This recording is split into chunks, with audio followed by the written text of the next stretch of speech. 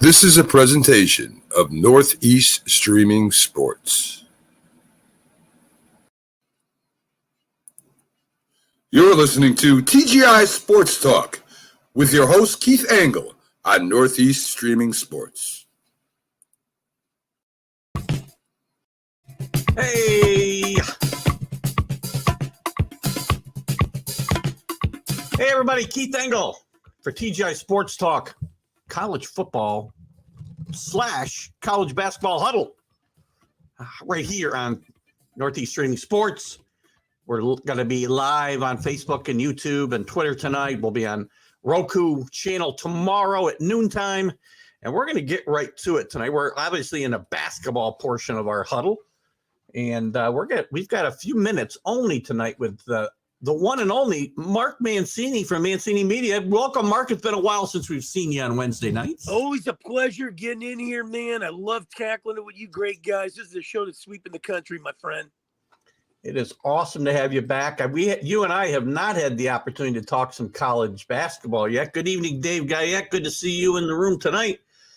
I talked the last couple of weeks when you weren't here. We've talked a lot about, and I know you've only got about 15 minutes to spend with us, so you tell me when you got to jump. But we'll jump right into there's a lot of parity in college basketball right now. I mean, Auburn now is the 6th different number one this year.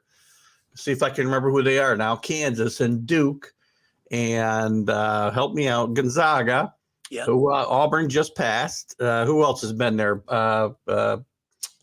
Arizona, I don't know. USC. Purdue was there for a bit. Providence? No, Providence didn't get that high. Villanova? I can probably look at the rankings and I would know.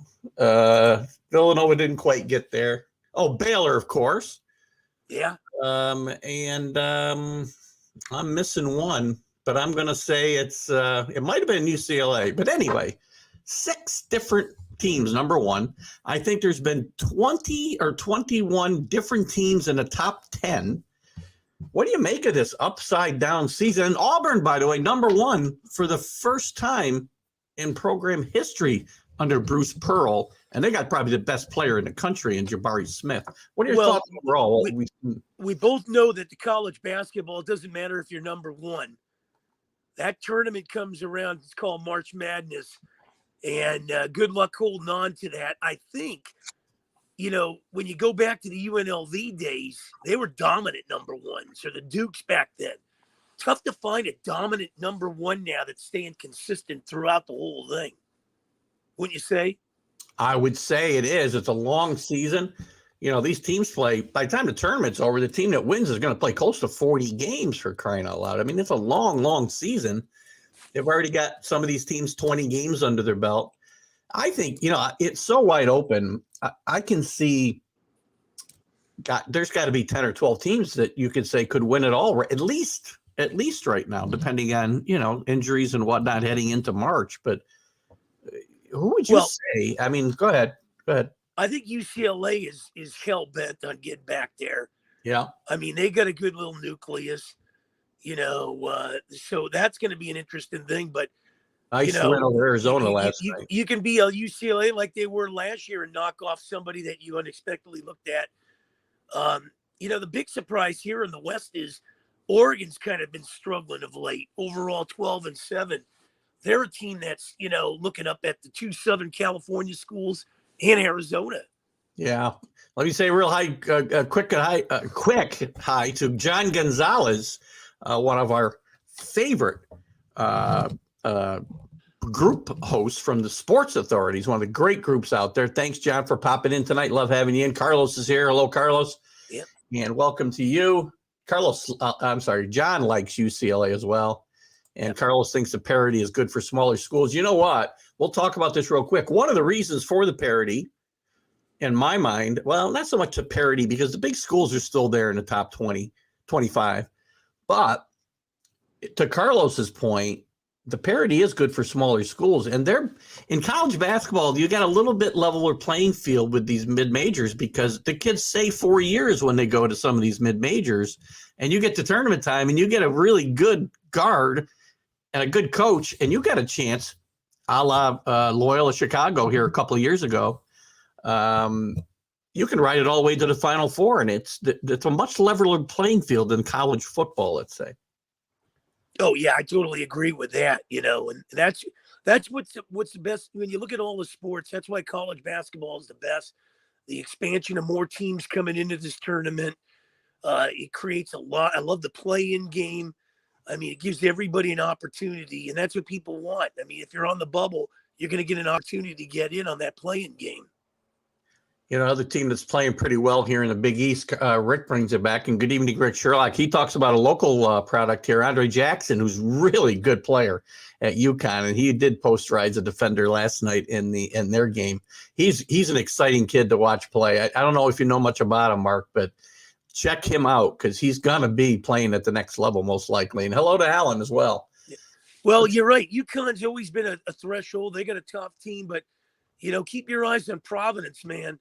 The Friars, man, the old Ernie DeGregorio days, the Marvin Barnes, the Rick Pitino's.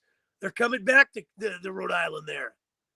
Yeah, that's a really good program with a rich history. The Big East, as you said, and the Big East got a rich history, obviously, and a lot of those schools are gone. Yeah. But right now they're playing much better.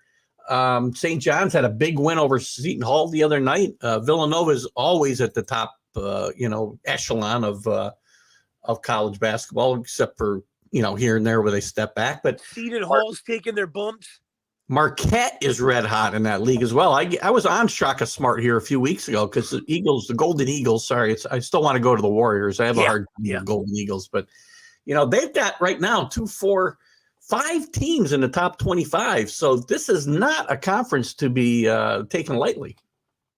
Well, not only that, in Marquette, you got to go back to the Al McGuire days, and man, that's another rich school and tradition too. And when you look at them now to get them back in the map, it's nice to see some of these schools starting to pick up. Look at last year, Alabama. Everybody thought that was a football school, and look what they did. Yeah, we're talking about the Big East, and John Gonzalez, he goes way back to Ernie D. and Marvin Bad News Barnes at Providence playing for, I believe, first Joe Mulvaney and then Dave Gavitt, who actually was before Providence was in the Big East, he was really the guy who brought all these teams together and built the Big East into the power that they became. Great coach and a great, obviously, league commissioner. Another one you got to watch out for, Villanova. I look at Providence is playing well, as we said. Villanova, UConn, Creighton's always up there. Marquette's red hot. Xavier, you can't take for granted.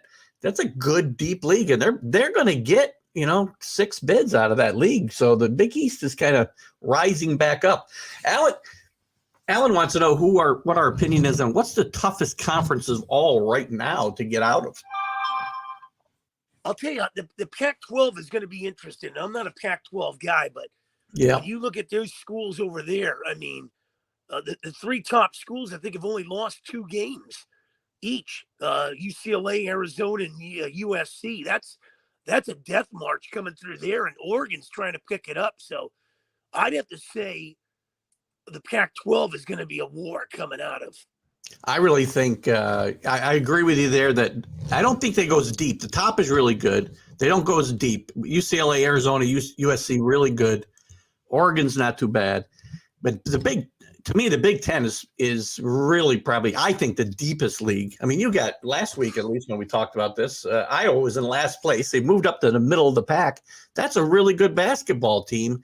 You got Indiana, who's not in the top 25 yet, but they're 14-5 with Mike Woodson having returned to his alma mater.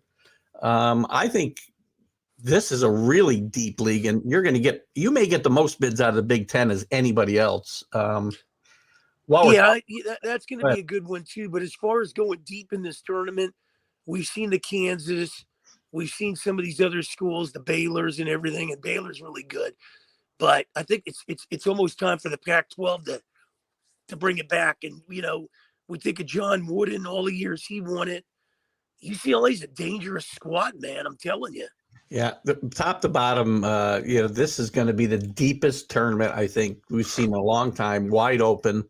And by the way, John Gonzalez brings up Maurice Lucas. He keeps going back in time. Yeah. Listen, I got to tell you, John, when I was a kid, Marquette was my school. I loved Al McGuire. And when they went to to the final in 74, I think the 74-75 season against NC State. They could have won that game, and Al McGuire went nuts and got about 4 technical fouls and probably cost that team the championship that year. But it was a great – and by the way, one of the best guys I had on, a lot of fun. I got to get him on this show some night, maybe tournament time, and he's going to be up here in the area soon because his son played to St. Peter's, is Butch Lee. He played on the Marquette. Had him on my show here last year around the NCAA tournament, and his son is a really good player at St.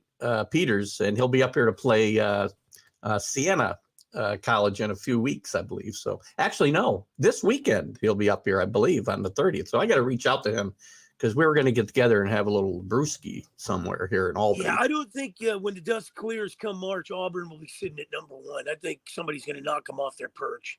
Yeah. What are your thoughts? Since we're talking about conferences, one of the surprises to me this year, while, Duke is resurgent this year. They've been number 1. They've been on a bit of a downslide here recently, but they've certainly come back from where they were last year, as a lot of the Blue Bloods have.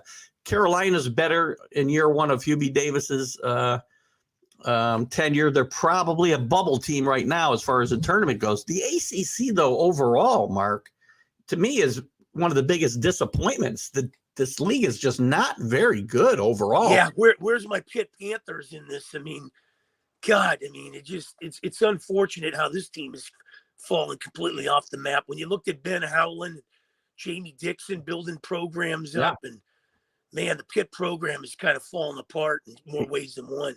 They, back in the heyday of the Big East, they had some pretty good teams that never quite got over the hump, but they had some really good Sean teams. Blair. Paul they got Evans. a kid now that's pretty good. He reminds me of Deshaun Blair. He can rebound. He could pass pretty good. Just got to be more consistent. Jeff Capel's running a program now, and he's coached at the highest levels. He played at Duke. He was an assistant coach there. I believe he coached at Oklahoma, if I'm not wrong. I think you're right. Not wrong. Is he going to be able to turn this thing around here in the ACC? This is a tough thing for Syracuse. Has not been really relevant. Maybe they made one tournament run since they went to the ACC. They're not getting to the tournament this year. They're terrible. These old Big East schools have been pathetic, basically, in the ACC. Well, I think that the big problem with the ACC, it's a death march, and you can see it with Pitt. When they were in the Big East, they seemed to dominate them Big East tournaments, going neck and neck with Georgetown and the Villanovas and the Providence and everything. Once they moved out of the Big East to go in the ACC, I don't know what, they've kind of fallen off a little, if you ask me. How about this? Here we are, ready to start February, and one ACC team is ranked in the top 25. That's how far this league has fallen. Florida State and Miami, two Big East teams that I've kind of been knocking, are leading that league, and Miami's got a big win over Duke under their belt. So I don't know that they're going to get more than maybe 3 bids out of this league this year. It's going to be disheartening. And, when you look at Pitt, when they get in the tournament the last few years, they lose to an Iowa or an Indiana or somebody like that. And big disappointment, I just think, big mistake leaving the Big East. Yeah. That's the way I look at it, because those games coming out of Madison Square Garden on those tournaments they were probably the best college basketball watching across the country. Yeah, Louisville really down story this year, and they fired their coach Chris Mack, not just for performance, but for some other issues that have gone on as well. So that's another program that's in disarray. Actually, while we're talking about it, I know we only got a couple minutes left. We'll talk real quick. We had a comment here about the Big 12, which again is like the Big 10, is very deep. Right. I think that's another league that's going to get 8-9 bids, and you're going to probably get a Final Four team out of there somewhere. I would say two right now. I would say 2 of the Final Four will come from Big 10 and the Big 12, and then I did say there'll be a sleeper in there this year. And watch out. Speaking of sleepers, Rick Pitino is building a little dynasty here at Iona, just outside of New York in New Rochelle. And I've read some articles that say he's building the Gonzaga of the East here if he keeps his nose clean. Well, let me tell you something. My uncle graduated from Iona, and Iona, they could be the little guy on the map here that nobody saw, but Jeff Rubin came out of there, and let me tell you, he's building something there. Keep your eyes on Rick Pitino. You saw what he did last year. He gave them guys a scare. I like Iona a lot, and there's a T-shirt I have somewhere around here. The lights come out in New Rochelle. That's a great one. I love that one. That's awesome. Jad's talking about St. John's and how they're doing. They're playing better right now. I like Mike Anderson. They got off to a bad start, but they beat Seton Hall the other day to get their signature win of the year. It's tough. New York City basketball is not as good as it used to be. In Iona, I've said a couple of times, maybe the best school in the New York area. So, yeah, awesome. And to go with John's nostalgia night, he's got Jeff Ruland a sighting here at Iona as well. What a great player and a good coach too at Iona too. Yeah. Well, Mark, I know it's getting late. If you got to go, we can let you jump. I know we had to get started late tonight, so that puts you off. But next week we'll be back on at 7, and hope to have you on, and we can get more in depth into these conversations. And I can't wait to see you on Sunday morning on the grind, baby. Well, it's great taking a quick trip around the NCAA with you tonight, and we'll see you Sunday morning. We got a lot of baseball to talk about. We got a lot of stuff. Sweeping the country Wednesdays and Saturdays and Sundays, and every day you do it, my brother. Excellent. We'll catch you tomorrow in Philadelphia on where? WWDB AM 860. Fred Wallen, XM Sirius guy, will be on that one, along with Joey Buckholz, Utopian Baseball Universe. I lost a bet, so he's going to probably roast me. See, Rick Sherlock, you should have just said, I'll go. You got to bring me on your show. That's what we might have to do. We might have to bring Sherlock on there. You're never going to get the cheesesteak. Get Rick Sherlock on there. Yeah, have a good night, Mark. I love you, brother. You're the best. Say hi to Patty by 11 for me. I will. All right. Bye-bye. Oh, Mark Mancini. Real quick trip around the NCAA with Mark tonight, but I wanted to get that in. He hasn't been on in a few weeks, so we're going to continue on here. Let me catch up. We got a couple of comments here I wanted to catch up on. We'll talk more.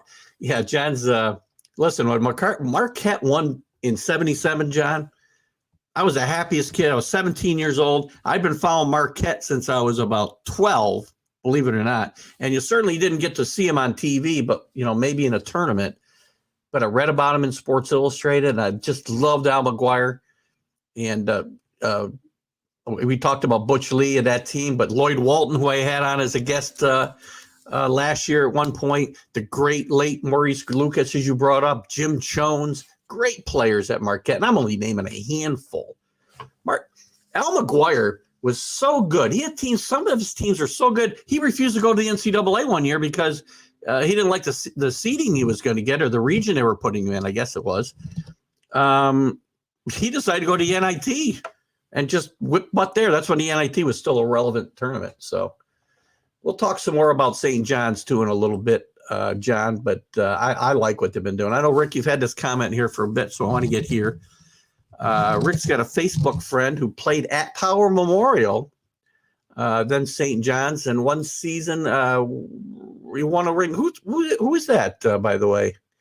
He has some great stories of playing in New York City playgrounds against the likes of Dr. J. That's got to be pretty cool. I'm trying to think who that might be. I don't have a name. I want to try to guess the name. Curious. I'd love to know the name. Put it up there.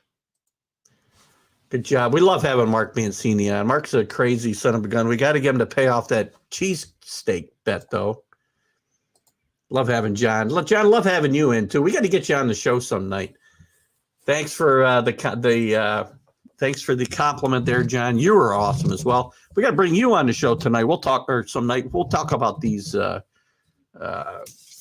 all these big stories in sports. Listen, big stories in college basketball coming on too. I want to talk about, this Chris Mack story. I don't know what's going on there. There's a lot of, Louisville's had some struggles. I can't get my collar right here. I just came, believe it or not, guys, I'm on late tonight because they had to reschedule my massage, and it's a therapeutic massage before you get any crazy ideas in your head. And I just having trouble getting myself situated here. So I apologize for being a little disheveled tonight. Look at Louisville's had some. We talked about it a little bit with the ACC, and I'm going to go around the conferences here in a little bit and go through the rankings. But Louisville, since Rick Pitino got set down, and they had to abdicate a national championship, has just not been able to get themselves out of these doldrums. I mean, Chris Mack, who has had a good career as a basketball coach, did very well at Xavier, perennial NCAA tournament participants. And he's just had a tough place finding his way at Louisville. And now he's been let go. And the school's got to pay him, I believe, $12 million. Don't know what went wrong there. They've got a few things again that are kind of swirling around the program as far as institutional control issues. And if you have those types of things happening and you don't win, you're a goner when it comes to schools like Louisville. So the interim coach is going to be his assistant. I think it's Mike Pegas, I think is his name. But this is going to be a good job for a lot of guys are going to be interested in this job. And watch out for Kenny Payne. Kenny Payne, the assistant head coach for the Knicks, was a longtime assistant at Kentucky under John Calipari. He may be a guy, and I've said this for a while when we've talked about the professional ranks, that he may be a guy to watch out for when the right college job opens up. Kenny Payne is going to be a guy who's going to probably be in the mix here for sure.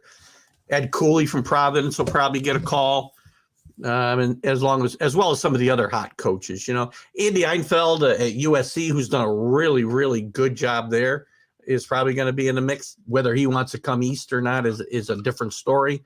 Eric Musselman, who's done tremendous work at Arkansas since coming from Nevada, where he did tremendous work. Former NBA coach, his dad coached here in the CBA here in Albany. Bill Musselman, quite a character, man. Ran into him a couple times in bars in Albany, and you'd never seen a more intense individual than Bill Musselman. And his son, Eric, has turned into a really good basketball coach. Nate Oates at Alabama's liable to come up in this conversation for sure. I mentioned Kenny Payne. And again, we're just scratching the surface. One name again to watch out for, Bruce Pearl, who's done a tremendous job at Auburn, getting them their first number one seeding, and probably got the player of the year, probably the number one pick in the draft in Jabari Smith. He does it all on the court. He's in the top 3 or 4 in all the important categories in the SEC. Just an exciting player to watch. Takes over games, and he's a guy to watch out for. Bruce Pearl. He's happy at Auburn. He's done a good job. He's rehabilitated his reputation after some problems at Tennessee, but he's one heck of a basketball coach. He's gotten the likes of Cleveland State to the NCAA Sweet 16. And that's how he made his way to Tennessee and later on Auburn. And he's just rebuilt this Auburn team that has never really been a serious contender for anything into the number one team in the country at the moment. They've had some good runs when they had Charles Barkley and the mini Charles Barkley, Chuck Pearson, but not much recently or even when those guys were there, historically, we're not contenders to win anything. Let's check out a couple comments before we move on to our next topic. Let me change my banner because we're going to be moving on to the, I think probably the top 25 here as we move forward. But you guys can certainly feel free to put up your comments. I'm going to catch up with a few of them right now before we move on. Oh, gosh. What do we got going on? Man, I had a run. I got to tell you, I must have slept for 70 of the 90 minutes I was on the massage table today. So anyway, where do we got here? Hopefully Rick's got his name up here somewhere. John's talking about Marquette when I talked about 1977. Beat UNC Charlotte. What an exciting game that was. I know you remember, John. Jerome Whitehead wins that game with a tip-in at the buzzer. They were in danger of losing that game, and just a great, great Final Four that year. North Carolina beat UNLV in that Final Four. So I remember. Love my college basketball. Alan, so that's right. You asked me this question the other night when we were chatting in Messenger, right? So when Oklahoma and Texas move, which is going to be, I don't know that's going to happen before 2025. How's it going to affect basketball? Look at, again, you look at how it affects the SEC. They just get stronger because Oklahoma and Texas are two really good basketball teams. Oklahoma is starting to have a rebirth under Porter Moser. They've struggled a little bit in conference since they got there 2-5, but they started off the season like 12-1 in non-conference. So they struggled a bit in conference, but Porter Moser is going to bring that school back, I think. Did a great job at Loyola Chicago, as we talked about. Texas has done well. Maybe they didn't hit their potential under Shaka Smart, who we're going to talk about in a little bit. But Beard has done a good job since coming over from Texas Tech. And his predecessor his successor hasn't done too bad at Texas Tech either, by the way. But the SEC is just going to become, similar to football, a really good, deep conference. And they already were beforehand. This is only going to make them stronger.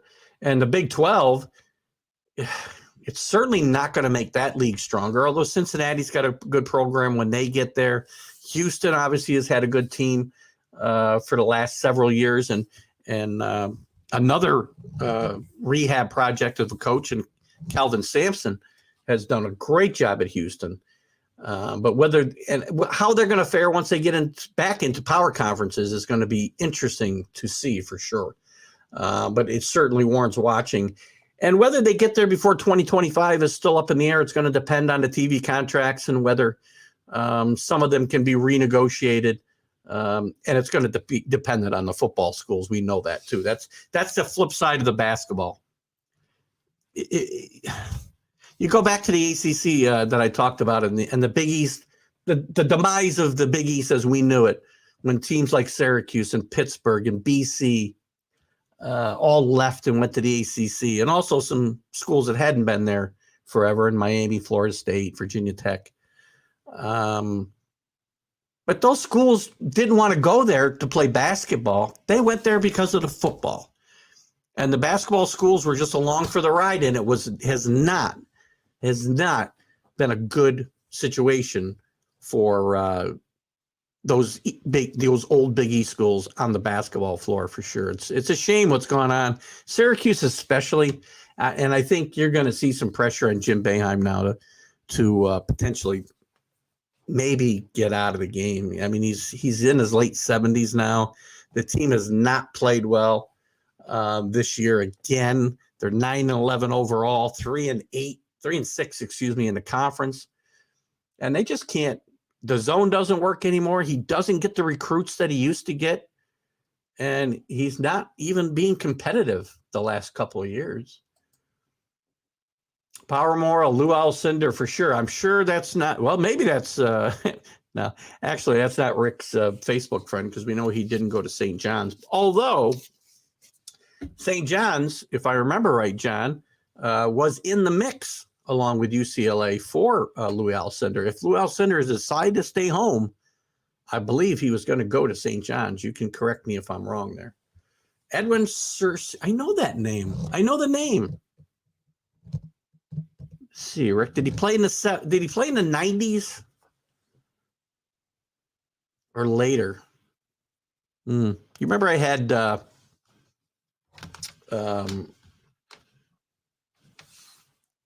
oh gosh, the thought just went on my head what I was going to talk about. Let me know when he played. I'll look him up. We'll check him out. John Calipari, you know what? John Calipari, by the way, congratulations. He just got his 800th win pretty good company he's in the 800 win club, right? Let me take a quick look here since we're talking about that.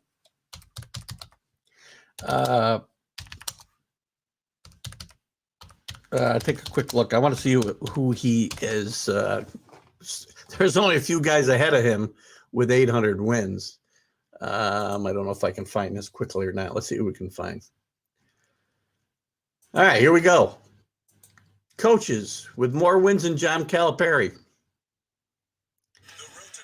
Oh, God, I hate that when it comes on. I pull something up and a video starts playing immediately. Isn't that a pain in the ass? Jesus. Excuse my French. This is an older list, isn't it? UCLA had a brand under John Wooden. Guys are killing me. Okay, 800 wins or more. This might be an old list. Rick Byrd, who God knows where he coached. I think he coached in below Division I. Eddie Sutton, Raleigh Massimino, Jim Phelan, Adolph Rupp, Dean Smith, Bob Huggins, Bob Knight, Roy Williams, Jim Calhoun, Jim Boeheim, and Mike Krzyzewski. Those are the only people ahead of John Calipari. John Calipari gets a bad rap. I mean, maybe part of it is warranted. I mean, he turned a UMass program around, got him to a Final Four, but there was some issues. There were some serious issues that went on there, and they had to vacate their Final Four.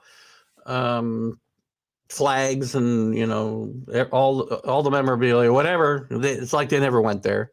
Then he left and went to the NBA, came back, went to Memphis, got to a final against Kansas, which he lost. They should have won that game. And he got out at, some people think, ahead of the posse there, went to Kentucky, and he's been winning until last year was an atrocious year. He's pretty much been drafting ones and dones and winning and having to start every single year over, and has done very well with that model at Kentucky. And he's back in the top 25 now. He's got Kentucky up to, where is it, Kentucky? Yeah, they're up to number 12 at 15-4. Probably the favorite in the SEC right now, I would say. I'm sorry, the second favorite behind Auburn is going to be Kentucky. So, John Calipari, congratulations on that 800th win.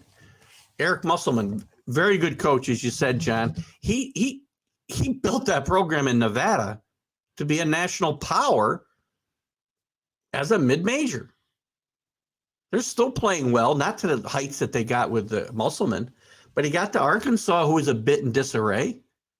Had that team, I think with a 3 seed in the tournament last year, and won a couple of games. And this year, where is Arkansas this year? They've struggled a bit more this year. Where are they? They're 4-3 in the conference, 14-5 overall. They're not ranked, but still good coach. Bruce Pearl did a tremendous job at Tennessee. Ran into some issues, as a lot of coaches do. And look at, you know, violations in the NCAA basketball ranks are not. It seems like that happen in every other program, if not every program. I mean, you see guys you think are squeaky clean, and all of a sudden they're getting investigated by the FBI. You saw guys like, Bill Self kind of came through it unscathed, but some didn't.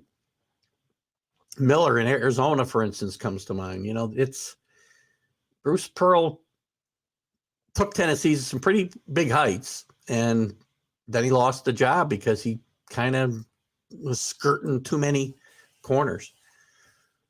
Home of the round mound of rebound, talking about Auburn, absolutely. Charles Barkley. Well, Charles goes back and runs for governor of Alabama. Things will change there. Oklahoma at Auburn Saturday. That ought to be an interesting game for sure. You know, I really love Porter Moser. He's a great basketball coach. Some people thought Oklahoma wasn't going to be a good fit for him. He's struggling in conference right now. But again, this team has been, you know, downtrodden for a little bit now. And I think Porter Moser is a good hire for Oklahoma. And I think he's going to get things going there again. Your friend Bob Huggins, you know what? What a great basketball coach. You talk about intense guys. I talked about Bill Musselman, Eric Musselman's dad, a minute ago, being one of the most intense. He's the most intense guy I think I've ever stood next to at a bar, I can tell you. But Bob Huggins is another guy, and he's mellowed out a little bit here in his later years. But this is a guy who man, he leaves it all out there on the floor like his players do. And I'm trying to find them right now where they are. We'll find the Big 12. So what's West Virginia doing this year? It's a little bit of a down year, 2-4 in the conference, 13-5. But Huggins has done very well at West Virginia, did very well at Cincinnati Kansas State before that. And he's got Cincinnati to a Final Four during his tenure there. So he's a really, really good coach, and certainly one of my favorites. Got a lot of favorite college coaches. Wouldn't want to meet him mad in a bar either, by the way. Big 12 is going to be a 13-team conference as well. Yeah, the league monikers don't really match up. There's certainly more than 10 teams in the Big 10, right, Alan? So it really doesn't matter. And I believe, Alan, let's see. I know you're a Dallas fan. I'm trying to remember from the college shows. I believe you're an Oklahoma fan. So if you are, I think I'm right about that. If I'm wrong, please point it out to me, as people are not shy about doing. And if so, I want to know what your thoughts of Porter Moser are. I like him. I think he's a great hire out there.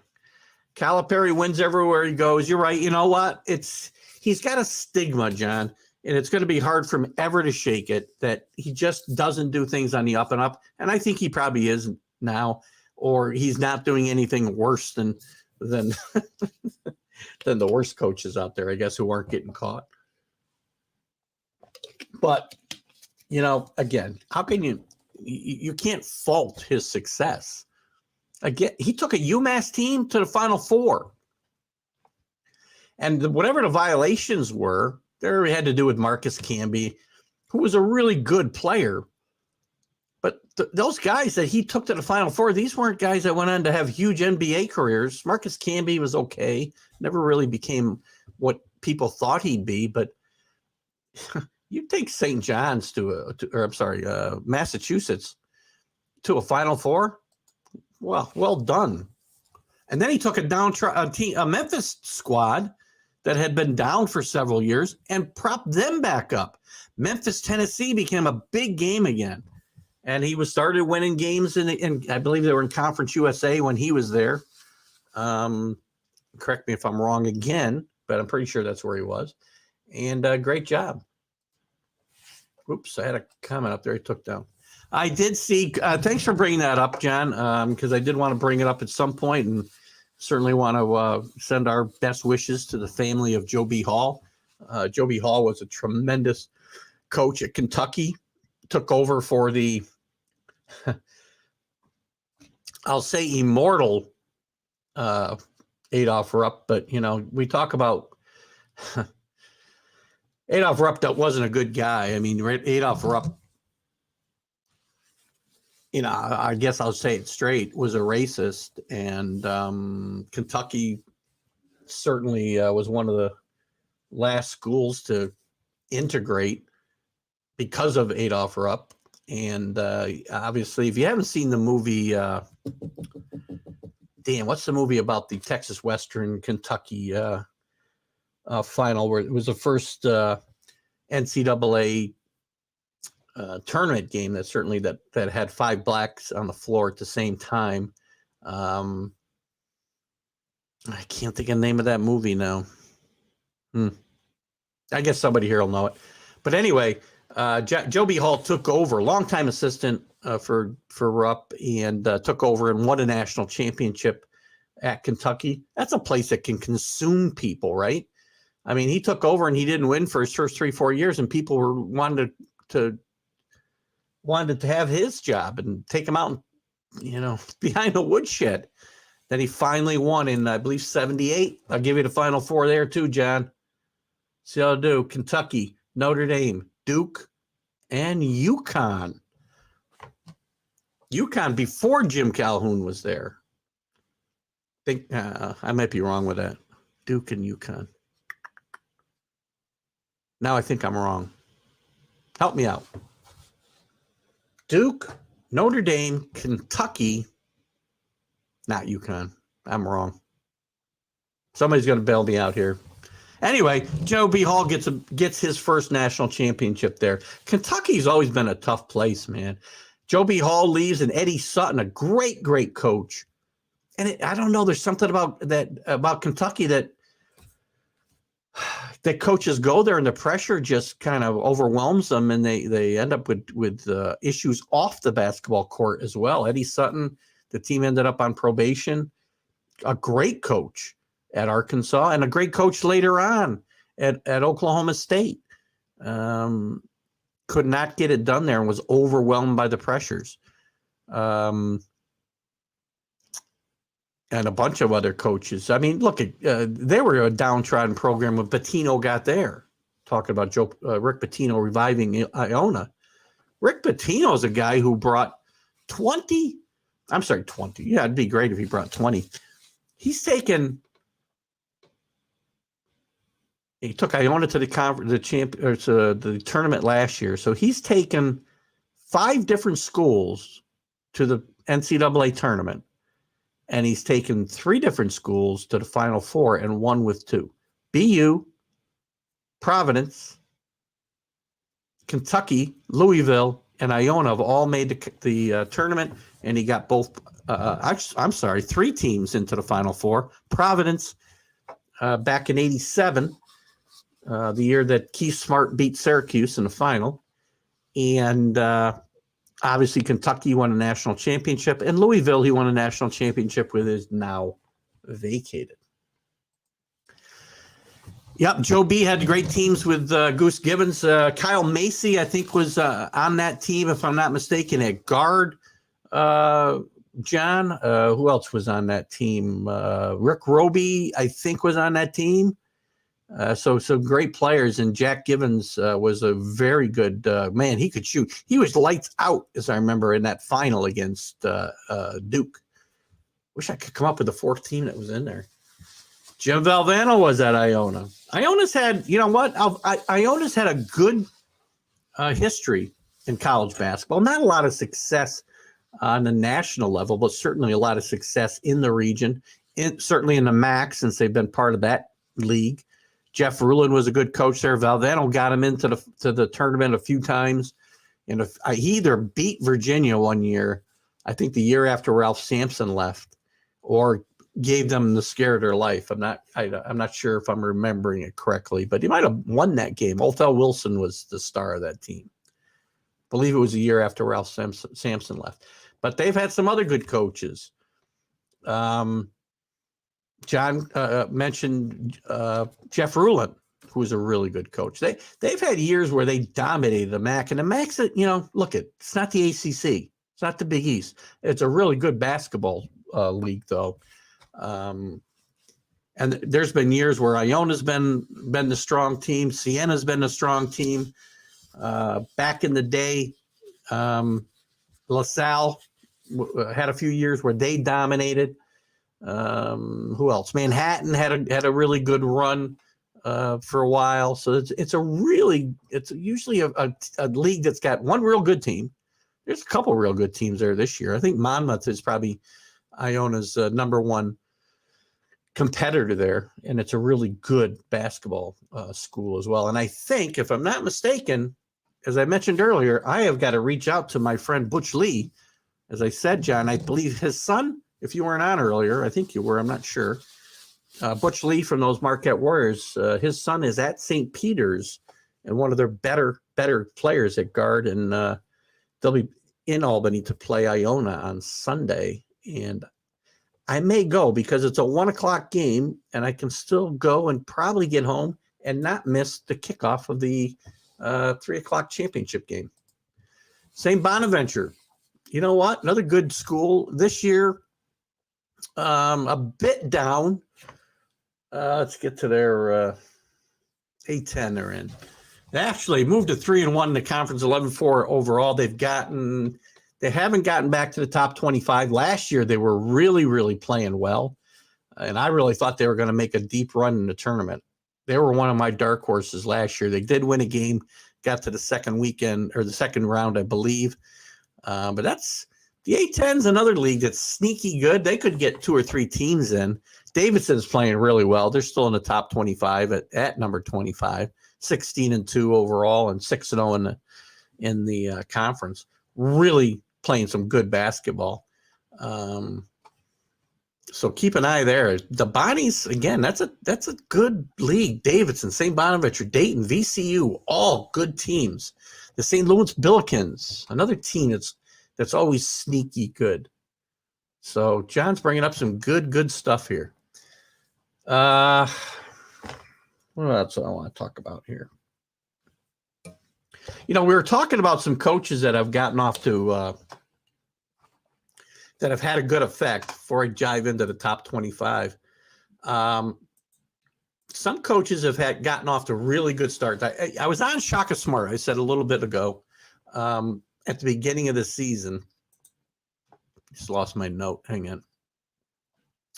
Shaka Smart, surprisingly, and maybe again ahead of the posse chasing him out of town, left Texas last year abruptly to take the job at Marquette, which would seem like a downward move or not lateral. I don't think lateral is even the best thing. Marquette's a good job, don't get me wrong, but I got to believe Texas is a better job than Marquette. As much as I like Marquette. Tom Keegan, one of our guests that we've had on a very good basketball writer, a writer of sports overall. He was here in the East for a long time, and he's a writer in the Midwest now. He's a graduate of Marquette. He knows all about this. We should get him on to talk about Shaka Smart and Marquette and the Big East, and we probably will at some point here in the next few weeks as we head towards those tournaments. But Shaka Smart's doing a good job of getting Marquette turned around. TJ Olsenberger at Iowa State's done a really good job. Mark Adams at Texas Tech, we mentioned a little while ago when Beard left for Texas. Texas Tech was just in the Final Four, the final just a couple of years ago. Let's not forget. Mike Woodson, I mentioned before. This move was kind of derided by people. Mike Woodson, the great alum, played under the great Bobby Knight at Indiana, had a really good NBA career, then was a longtime NBA coach, both an assistant and a head coach. And it was a bit of a surprise when Indiana hired him, but they're playing some good basketball right now. Very competitive in a very tough Big Ten. So there's some new coaches making some immediate impact on some schools that really needed it coming. I haven't got to football yet, John. So if we got some topics we want to talk about, we can certainly jump back and forth. We're going to go a little bit. I started a little late at 7:30 tonight. John DeLon. I didn't forget how to say your name. So we can jump in a little bit of football. There's a little bit of news to talk about there, and we can get into it. And if you got a topic you want to jump into, we can certainly get into it, and we can go back to college basketball. I didn't have a lot. I really wanted to jump into. The stories that we're waiting on the transfer portal guys are still waiting on some movement there. Brian Billick, interestingly enough, is joining Herm Edwards' squad at Arizona State. So I guess I'll bring this. Let me take this banner down for a minute. We'll put this one up. Where am I? Can never find the banner I want. Isn't that terrible? I needed somebody to work my board. Jesus Christ. Man. Never going to find it. Well, let's just go up here and put this up for now. So if you got something you want to bring up, John DeLon, you can do that. As I said, Brian,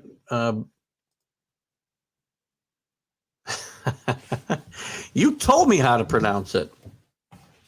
I had no clue. I think I probably called you John Delawan when you first came on the show. Welcome in tonight, though. College football. We'll talk some college football for a little bit. If Harbaugh leaves, whom will Michigan bring in? That's a great question. I was sold on the fact that he was leaving. He's now negotiating with Michigan to stay. If he leaves, I don't know where they're going to go for a coach. You know, and I hadn't thought about this a lot. Some of the trying to think of some of the guys that are out there. I mean, you might see an NFL coach go that direction. If let's see if I can find something with some people people's names that may be being brought up. We can talk a little bit about them. It's a good question, though, John. We've been talking so much about John Harbaugh. John Harbaugh just got an extension with the Baltimore Ravens. Here's an article. Let's see. 4 replacements if Harbaugh should go.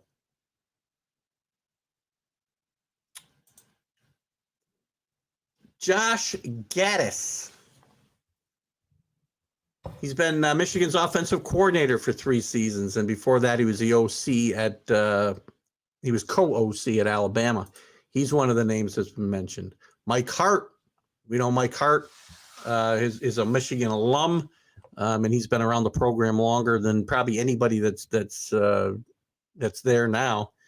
And he's another name that's been kicked around, and he's well liked within the program for all intents and purposes. Matt Campbell from Iowa State, his name is out there. And let's look at this last one. Bill O'Brien. I don't see this at all. Bill O'Brien had some success when he came in after the whole paternal scandal at Penn State.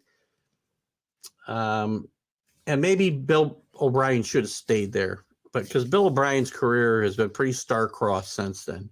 He's had a couple of good years with the Texans, but there's something about Bill O'Brien's personality that just rubs me wrong, and I think rubs a lot of people wrong. Matt Rule's a good thought, John. He's got a vote of confidence in Carolina, but it's tenuous at best, right? Things have not gone well. I thought this was going to be a great hire in Carolina. Because I thought Matt Rule was going to be one of those guys who could make the jump to the NFL, and it has not worked out in Carolina so far. There was some talk about him with some openings this year on the college, this year's college hiring cycle, but none of that came to fruition. This would be an interesting spot for Matt Rule. It would be interesting to see. John DeLon's got a idea here. If Harbaugh leaves Michigan, he's going to have to take a chance on a young coordinator. Yeah, well, Gaddis would be the guy then, right? Potentially. And then probably fire them in 2 or 3 years. Well, that's the thing in college football. You know, nobody gets a chance to build a program anymore. I said this about I'm having trouble with everybody's name tonight. Brian Kelly going to LSU, John. You know, I know that's your school. And I just thought of that as I was saying. I did not bring it up because you brought it up. If Brian Kelly doesn't win a national championship there in 3 years, or at least play in the playoff, he's going to get fired. He could have stayed at Notre Dame as long as he wanted. So that's why I thought it was a silly move for him. But again, I'm not saying that's the way it should be, because they don't give these guys a chance to build a program anymore. And maybe we look at the way the rules are with the transfer portal and everything. The ADs think, look, you should be able to win now. If you're a good coach, good recruiter, and you can recruit guys both from high school and a transfer portal, you should be able to turn this program around in 2 or 3 years. A lot of pressure on coaches. John says he can actually see O'Brien to Michigan. It was rumored that Nick doesn't want him back. You know, nobody wants Bill O'Brien back. There's something about his personality that rubs people the wrong way. I don't know what it is. You know, even in his time in New England, he was probably the guy I was least enamored with of all the guys that worked with Brady over the years. That would be interesting, wouldn't it? I don't see it happening, John.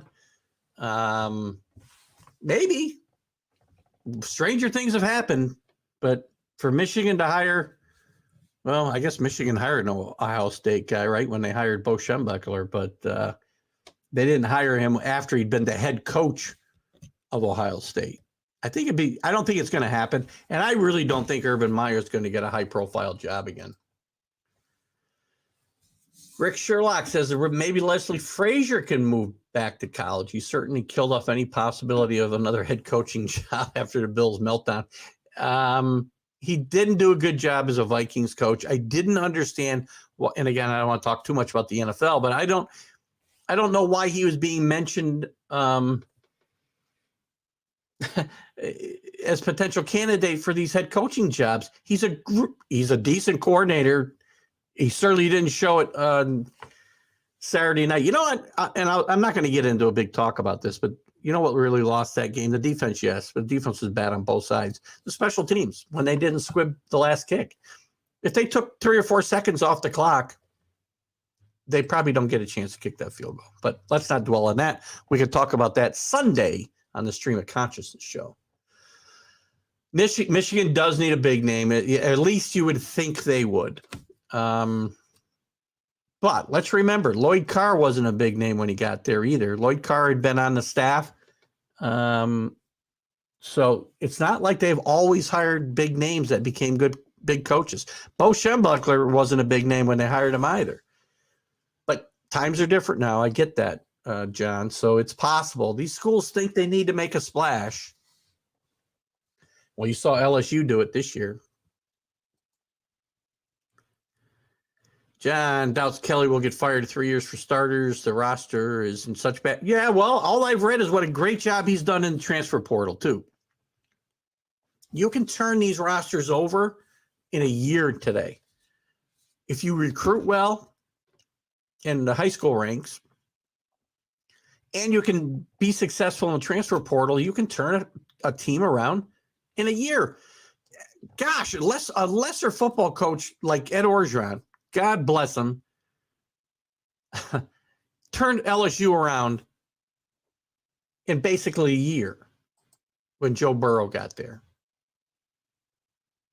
No? Am I wrong?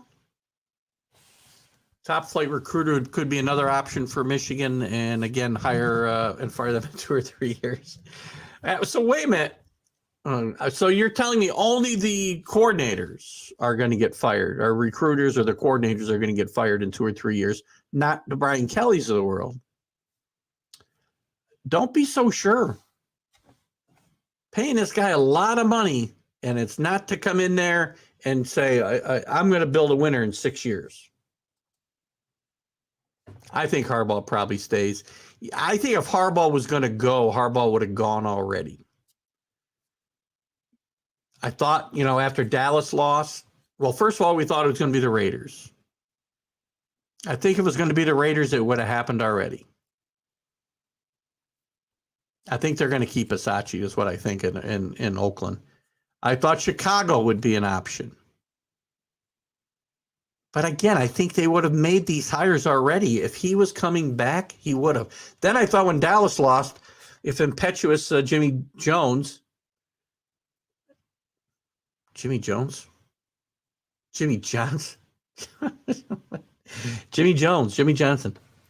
Anyway, if Jerry Jones, my God, Keith, where's my Prevagen? Oh my God, what a night. Guys, help me out. I think I might need some tequila in this Powerade. I think if Jerry was going to make a move, he would have done it probably by now and maybe have hired Harbaugh. Now, I think he's going to stick with McCarthy and go for Sean Payton in a year from now. That's what I think. Again, I don't want to get into the NFL, but that's what I think. Carlos, reevaluate what and how, not make a mistake like this Harbaugh situation. Well, I don't know. This Harbaugh situation has been a mistake. He had a horrible year 2 years ago, but this past year, he won Michigan's first Big Ten title in 17 years and got to a playoff. I'm not sure that's a mistake based on what Michigan's done here in the past as far as hires go. John's got something here. No, you need to read my whole comment. The problem with LSU's roster is numbers. They were allowed to sign 25 players a year, plus 7 for the players via leave. Okay, I get it. No, I get it. So he buys a year, John. That's it. He's not going to get a free pass there for 5 years. I don't think. I get your point. If Harbaugh leaves, it's for Vegas, but I think, as we said, and John follows that up, he likes, I'm not sure how you spell his name, but I don't spell or pronounce names well. I got chastised for not being able to say this guy's name, so I believe I'm saying it right now when I say Bisaccia. Oh, God, now I can't say it again. Bisaccia. Whatever. I hope the nice lady who ripped me for not being able to say his name before is kind to me this time.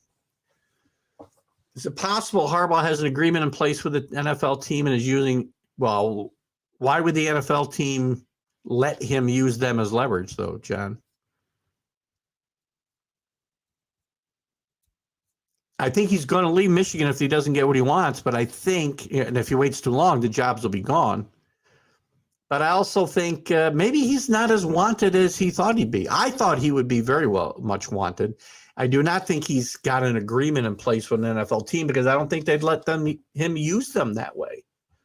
They would say they've been talking to Harbaugh and probably say sign or don't. I think Bieniemy will go there as well. I also think because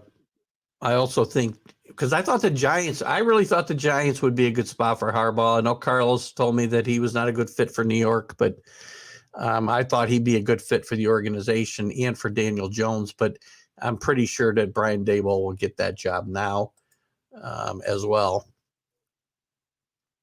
Taking money away from his payments. Oh, I got what you're saying. Yeah.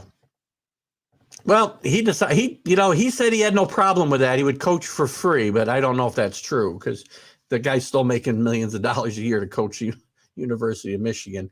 And I think if they cut his pay to 0, he wouldn't be there, right? Rick, I just lost your comment. The Vikings' new GM has ties to Harbaugh. It's funny. I haven't heard a lot about the coaching search with the Vikings, but look, Harbaugh's going to be in play until he's not, right? And I'm starting to have the sneaky suspicion, as quiet as been on the NFL front for Harbaugh, his negotiations are going fairly well with Michigan. It's the only thing I can take away from that. John's going to all but guarantee me that Kelly will have a minimum of 5 years at LSU unless he completely craps the bed. Well, what's the minimum there then, John? What's the minimum Brian Kelly has to do to be there 5 years? What's his contract? 10? So, I mean, if he doesn't get to one playoff in 5 years, if he goes 500 in conference over those 5 years, does he keep his job? It's a good conference. Let's say not in 500. He's going to be over 500, right? For 5 years. He's going to be. That's just a silly thing for me to say. If he doesn't make it a one SEC championship game in 5 years, does he keep his job? I'm going to say no. Now, again, you probably got your finger on the pulse of things down there in the bayou that I do, but that's just what I'm thinking. Harbaugh's exactly what the Giants need, and I don't disagree, but they're not smart enough to make those hires. They need somebody. They need a guy to right the ship. And they're two different people, so I'm not making a comparison of the two people. But the Giants need to do kind of what they did when they brought Dan Reeves in. Reeves righted the ship there. He only got to the playoffs once. I get it. But he stabilized things for long enough, with not a really good team, by the way, for them to get Tom Coughlin in there later on. And they need that kind of stabilizing force right now. So, they need somebody like a Jim Harbaugh. I keep saying John Harbaugh, too. Oh, boy. I apologize, guys. The enemy's from just outside New Orleans, and the Saints do want. Well, that's another good spot. I don't want to get into too much NFL talk because that's not what we do here. But that's it's within the it's within the circumference of what we're talking about here, John. That would be an interesting hire for the Saints. 10 years, fully guaranteed. Look at all these coaches got fully guaranteed contracts. There's buyouts, though. You negotiate buyouts. So you can't tell me he's going to get 10 years just because he's got a contract that says it's guaranteed. I'm not sure that that's what you're saying. Jags hired. Is that done, or is that your prediction, John? To be completely crapping the bet is less than 32 regular season wins in his first 4 years, which would be an average of 8 wins a year. All right, so you're telling me, again, John, the question I want you to answer for me, because I got away from the wins and losses, because he should win 8 games a year at LSU. If he doesn't get to one SEC championship game in 5 years, will he still keep his job? We can't get off the pros here. Peterson would be a good hire for the Giants, too. I don't follow the NFL like I used to, but the problems with the Giants seem to start in front office. They start everywhere with the Giants, John. We'll get into that on Sunday's show.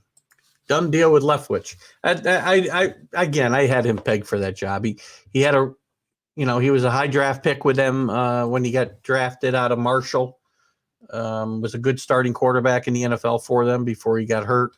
Then he came back and backed up in Pittsburgh. So good hire by Jacksonville. But let's move back into the college ranks. Anything else? I didn't think there was anything else in men's college football I really was that interested in getting into. If you guys do, certainly go. We'll go there. We had a little bit of time left. I was going to take a look at the rest. Go back to college basketball for a bit. Take a quick look at the top 25. See how that's changed here before we wrap it up. Hold on. We got some more. That's right. John still got to answer me on this. I honestly don't know if Kelly will be fired if he doesn't make an SEC championship game in his first 5 years, but that would be the approximate tipping point of that decision. All right, I'll give you that. Given the issues with the numbers, the roster numbers and such, he's going to get himself a free year anyway. I just can't see the LSU powers that be letting that go more than 4 or 5 years without being in an SEC championship game. So it's going to be interesting. Let's jump back to basketball for a bit. Throw some. If you got some football questions, we'll certainly go back. But I want to run down the top 25 before we get done here tonight. We got another 20 minutes or so. So throw your comments out there. I love the feedback, guys. I love it when you guys come in. John DeLon, you haven't been in a few weeks, so welcome back. And I love your feedback. We won't always agree, but we don't have to. Believe me, I've got very strong opinions. I expect the people that come on my show to have very strong opinions, and I'll disagree with them vehemently if I don't agree. And Carlos can tell you that. But, at the end of the day, we're still all friends. So again, top 25. I talked about Auburn Tigers being ranked number 1 in the AP poll for the first time ever. They are still number 2 in the coaches poll. But they passed Gonzaga this week. Jumped up for number 2. They had more first place votes than Gonzaga last week, but they did not have enough overall votes to get to number 1. So great job by them. Gonzaga again did nothing to fall number 2. Just Auburn's been playing great. Best player in the country in Jabari Smith. As I said, he's likely, I think, going to be the number 1 pick in the NBA draft next year. So Gonzaga's number 2. Arizona's number 3 at 16-1, but they're going to fall.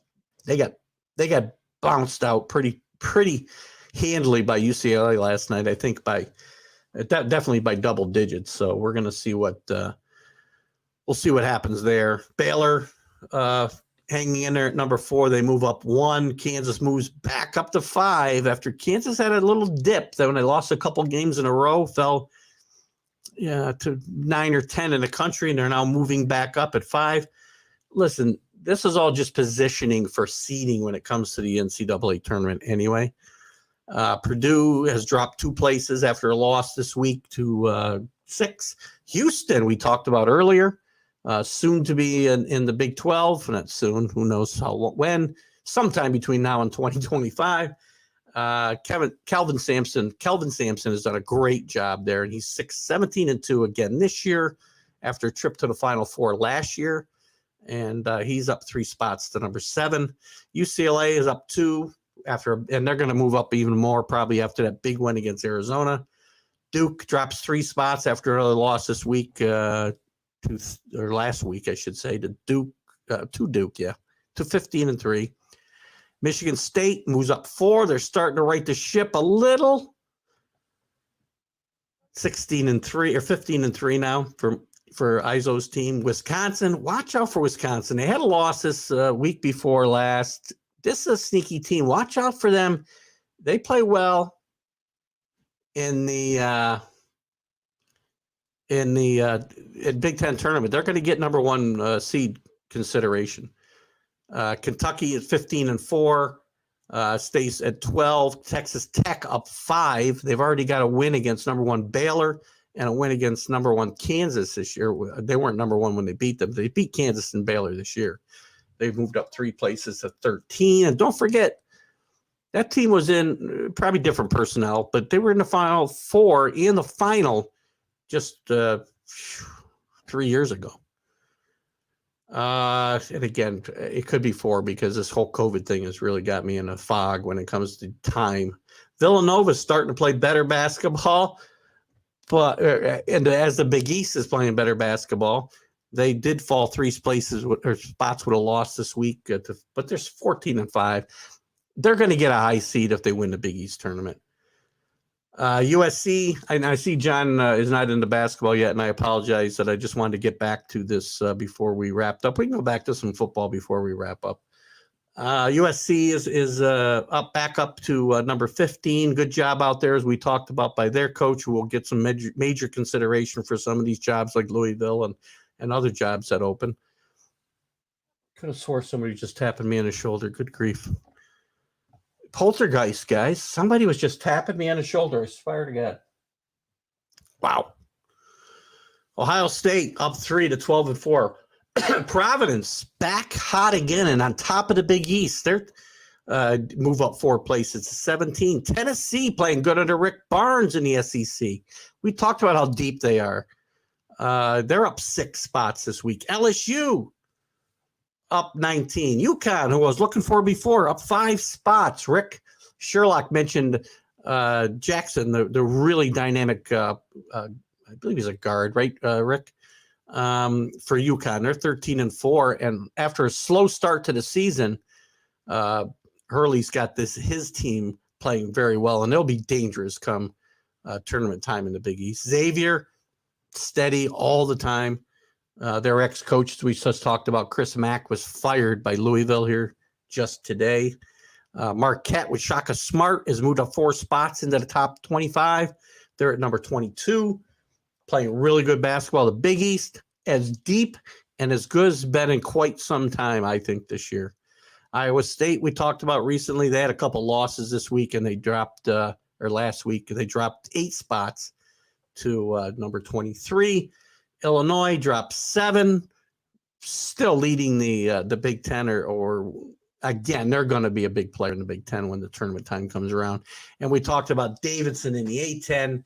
They round out the top 25, moving into it this week for the first time. They're 16-2 and going to be an interesting team come tournament time. And they've got BYU, Alabama, Texas, Colorado State, and some others that have stayed close. Loyola, Chicago, and Texas fell out of the top 25 this time around. So let's see. We'll go back to some comments. And again, if I lost you, John DeLon, I apologize. Can't go. We talked about that. We're still on Kelly here. I don't see him failing badly enough, though. Have you seen the staff Kelly put together? It's a recruiting monster. Sorry, man, no interest in basketball just yet. I'm catching dirty looks because I'm not helping clean the kitchen. Well, I don't know which is a more deciding factor, but again, we'll keep the football in there. John's got his Final Four of Duke, Michigan State, UCLA, and Auburn. I'll tell you what. I'm going to give you. I'm going to go. Let me go to the college. I don't want to look at the polls because I got a sleeper in here and I want to figure out who the heck it was. Here's who I like. I like Auburn. Okay. I don't like Duke. I like Baylor to get back. Auburn, Baylor. I like Baylor's chances to rebound and get back in this year. And I'm going to give you one other, it's kind of a chalk team. And then I'm going to give you a sleeper. And watch out. I'm going to give you a couple teams to watch out for because I strongly believe there'll be one team we don't see coming in this Final Four this year, a la George Mason, VCU, Butler, schools like that. Yeah, boy, I could go with UCLA. I really could. All right. Gonzaga. I'm going to go Gonzaga. So Auburn, Baylor, Gonzaga, and I'm going to give you a couple teams to don't sleep on. Don't sleep on Loyola Chicago. Don't sleep on Davidson. And to a lesser extent, don't sleep on Houston. But I think you're going to see a couple teams make a run at this Elite Eight and Final Four this year that you're not going to expect. I think this tournament will be as wide open as any has been in a long time. I mean, even though we got a couple interlopers into the Final Four last year, if UCLA can be considered an interloper, remember that team was played, I believe, if I'm not mistaken, last year, they played in the play-in game last year. Right?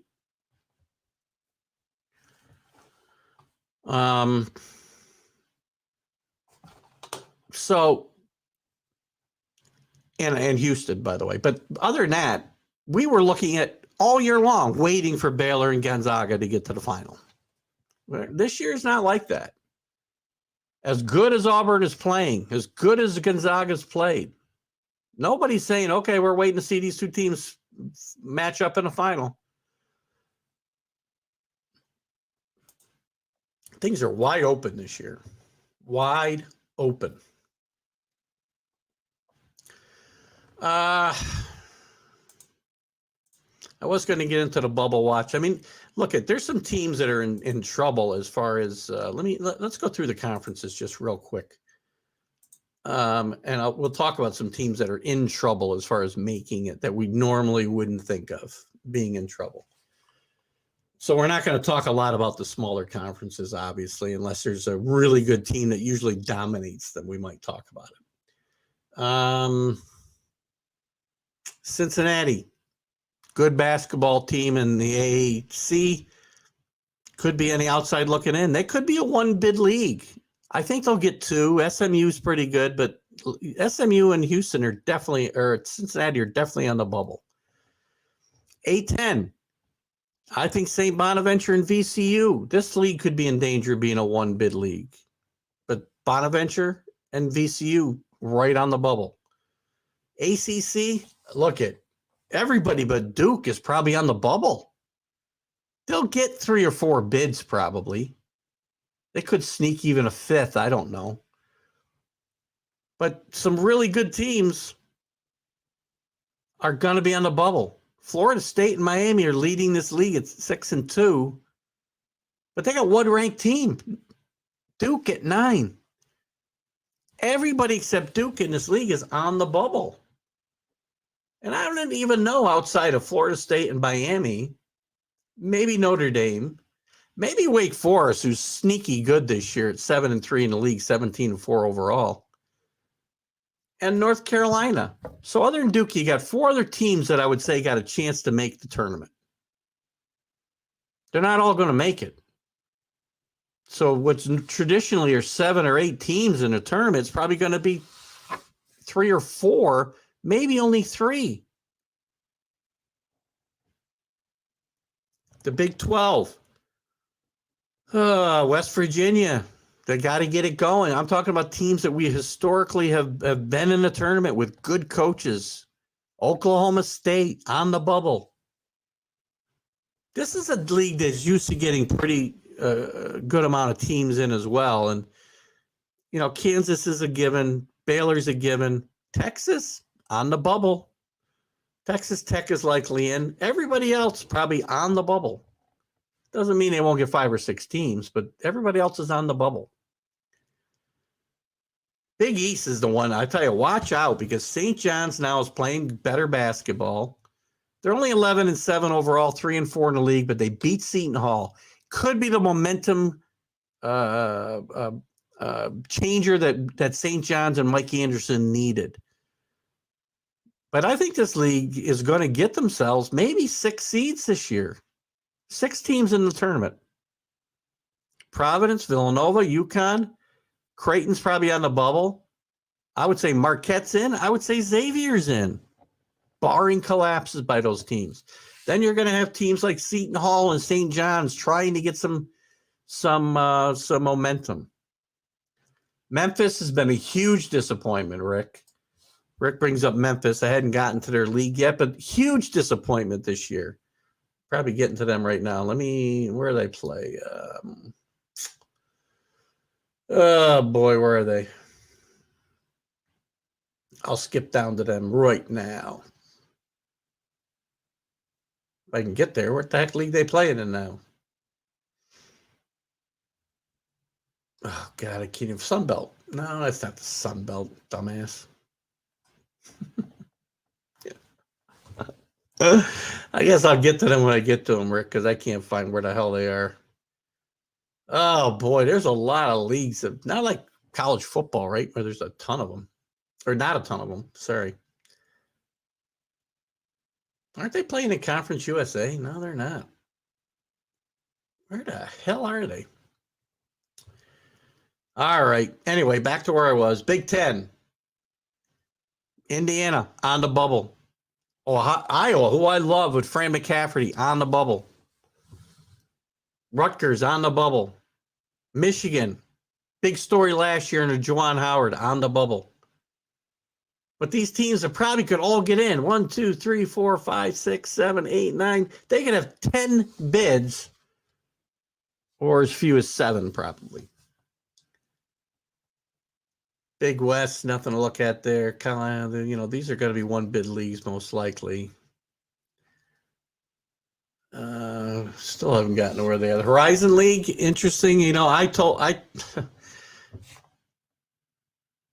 Cleveland State leading that league at 9-1, 13-4 overall. Always been dangerous come tournament time. Got to watch out for that team. The Ivy, Princeton. Watch out for Princeton in a tournament. They're good again. Oh, right. They're in the AAC. Very good, Rick. I did skip them in the beginning. Good point. Let's go back up to the AAC. My bad. I didn't even get to them because they're at 4-4. They're so far down the conference. Are they on a bubble? I can't even say they're on the bubble yet. I think they're out. Unless they get on a run. And Penny Hardaway has shown no signs of being able to be a big-time college basketball coach and turn a major program around. Plus, you can't go to press conferences and tell, I'm not going to sit here and answer these stupid questions. You just can't, unless you're Bob Knight, you can't do that. And he could only do it for so long. All right, where were we? Metro, Iona, 9-0. They're going to win this league as much as I want to see RC and the Saints get there. St. Peter's, as I mentioned before, with Butch Lee's son being one of the stars leading the way, is in second place. Get out and see them play the Siena Saints this weekend if you're in the Albany area. But I like Iona. It's probably going to be a one-bid league unless Iona gets in. Iona could be an at-large team from the MAC, which is a very odd occurrence, but it could happen if they were to lose in the conference tournament, which I still haven't found out. I do believe it's played in Albany. I think we determined that last week. Who else might be? Loyola Chicago leading the Missouri Valley. I would say when it comes to disappointments that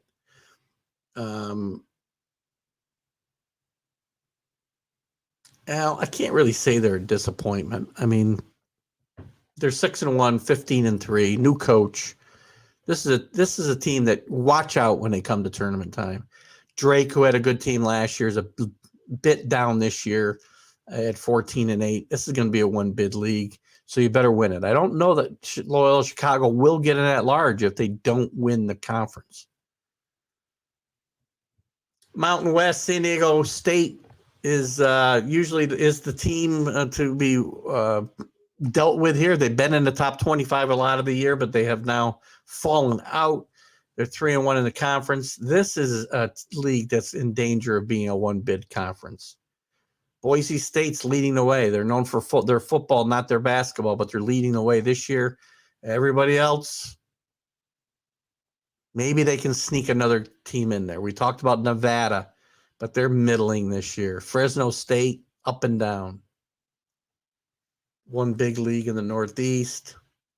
Pac-12. Mark was talking about the Pac-12 earlier. I think they've only got 4 bids, and Oregon is on the bubble. So they could only have 3 bids out of the Pac-12 this year. Now, the 3 teams that are going to go in are very, very good basketball teams, but it's not a deep conference this year. Southwest Conference, they're going to get quite a few teams in, most likely. Auburn's definitely getting in. Kentucky, Texas A&M's likely in. Mississippi State might be on the bubble. Arkansas, again, if they don't fall apart, they're likely to get in that large. Tennessee will get in that large. Alabama with Oaks getting rumored for some jobs. They're probably on the bubble, and they're starting to play a little bit better basketball. They did lose their last time out, but they're playing a little bit better. LSU's lost 3 in a row now, and they're in danger. They've now probably gone from a sure thing to on the bubble in the last week, and that's probably it for the SEC. And we'll do this, on a weekly basis anyway, semi-weekly basis. And that's all and then you got your one-bid leagues. So watch out for some of these one-bid league guys and, somebody stealing a bid by upsetting a favorite in one of these one-bid conferences. But they got to be a really good team. Like, as I said, Iona, Loyola Chicago, and some others. So it's going to be an interesting February as we lead into March. Get ready for the conference tournaments in March, and we'll see how we go from there. Listen, we'll be live next week, guys, with another edition of the College Sports Huddle. We'll talk football. We talked more football tonight than I thought we would, so we didn't get to some of the topics I wanted to, but that's okay. I want this to be a free-flowing discussion. You guys have been tremendous again tonight. Alan, Rick, John DeLon, and John Gonzalez. Thanks to John Gonzalez from the Sports Authorities. Guys, if you haven't joined John's group, join it. It's one of the best ones out there on Facebook. Get on there. We'll be back next week. We'll talk more college basketball. Then I'm on vacation for a week. We'll see what we're going to do. I may tape a show to play that night. Maybe we'll try to get it. If I don't, I might play an old interview with maybe the Butch Lee interview. We'll replay that night. I don't know. We'll see what we're going to do. But we'll be back after that and be getting ready for tournament time soon. Keith Engel for TGI Sports Talk right here in Northeast Streaming Sports Network. Thank you to all of the Roku viewers who have watched this today, and stay tuned for more great programming on Northeast Streaming Sports. today, or when we air today here at noontime on Thursday, you're going to be followed, by the Big Shaw Sports Show and Let's Talk Sports. And the NFC East show will be on as well later today.